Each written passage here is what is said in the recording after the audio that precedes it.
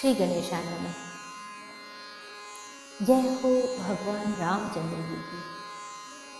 अध्यात्म रामायण उत्तरकांड सप्तमः सर्गः हिंदी अनुवाद श्लोक 39 से आरंभ। त्रुटियां ना हो या कम से कम हो इसका प्रयास रहेगा, किंतु यदि फिर भी हमसे त्रुटियां हो जाती हैं तो आप सभी गुणी श्रोताओं से हम क्षमा मांगते हैं।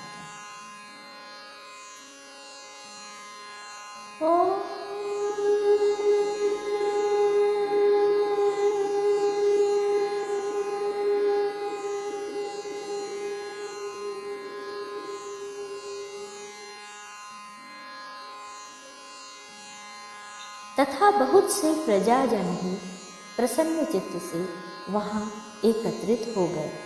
तब रेशमी वस्त्र धारण किए, उत्तर की ओर मुख और नीचे को नेत्र किए खड़ी हुई श्री सीता जी ने हाथ जोड़कर कहा। श्लोक 39। यदि मैं भगवान राम के अतिरिक्त अन्य पुरुष का मन से भी चिंतन नहीं करती तो पृथ्वी देवी मुझे आश्रय दे। श्लोक 40। श्री सीता जी के इस प्रकार शपथ करते ही भूमि तल से एक अति अद्भुत परम दिव्य और अत्यंत श्रेष्ठ सिंहासन प्रकट हुआ। श्लोक 41। वह सूर्य के समान तेजस्वी सिंहासन दिव्य शरीरधारी नागराजों द्वारा धारण किया हुआ था। तब पृथ्वी देवी ने जानकी जी को अपनी दोनों भुजाओं से प्रेम पूर्वक ग्रहण कर उनका स्वागत किया और उन्हें आसन पर बिठा लिया। जब श्री सीता जी सिंहासन पर बैठकर रसातल को जाने लगी तब उन पर दिव्य पुष्पों की निरंतर वर्षा होने लगी और देवताओं के मुख से साधुवाद का अति अद्भुत और महान घोष होने लगा। श्लोक 42 से 44 तक। आकाश में स्थित देवगण नाना प्रकार के वचन बोलने लगे। सीता जी के शपथ करने से आकाश और पृथ्वी तल के समस्त स्थावर जंगम प्राणी और बड़े बड़े ढील वाले वानरों में से कोई चिंता करने लगे, कोई ध्यानस्थ हो गए। श्लोक 45-46। तथा कोई राम जी की और कोई सीता जी की ओर देखकर अचेत हो गया। एक मुहूर्त के लिए वह सारा समाज स्तब्ध और चेतना शून्य हो गया। श्लोक 47। सीता जी का पृथ्वी प्रवेश देखकर सारा संसार मोहित हो गया।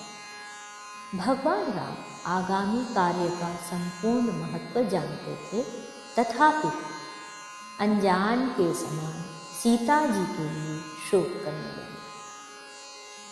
तब ऋषियों के सहित ब्रह्मा जी ने रघुनाथ जी को समझाया। श्लोक 48 और 49।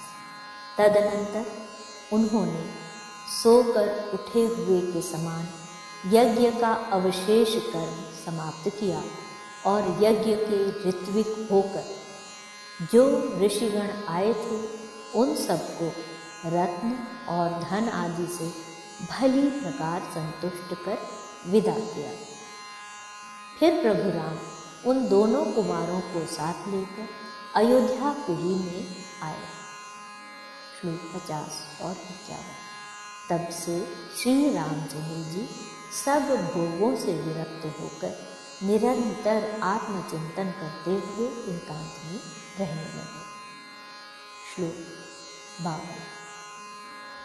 एक दिन जब रघुनाथ जी एकांत में ध्यान मग्न थे, प्रिय भाषिणी श्री कौसल्या जी ने उन्हें साक्षात नारायण जानकर अति भक्तिभाव से उनके पास आ उन्हें प्रसन्न जान अति हर्ष से विनय पूर्वक कहा, हे राम, तुम संसार के आदि कारण हो तथा स्वयं आदि, अंत और मध्य से रहित हो। श्लोक 53 और 54।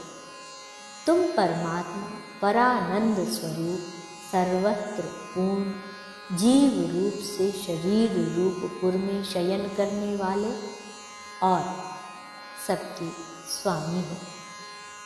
मेरे प्रबल पुण्य के उदय होने से ही तुमने मेरे गर्भ से जन्म लिया है। श्लोक 55। हे रघुश्रेष्ठ, अब अंत समय में मुझे आज ही आपसे कुछ पूछने का समय मिला है। अभी तक मेरा अज्ञान जन्य संसार बंधन पूर्णतया नहीं टूटा। श्लोक 56।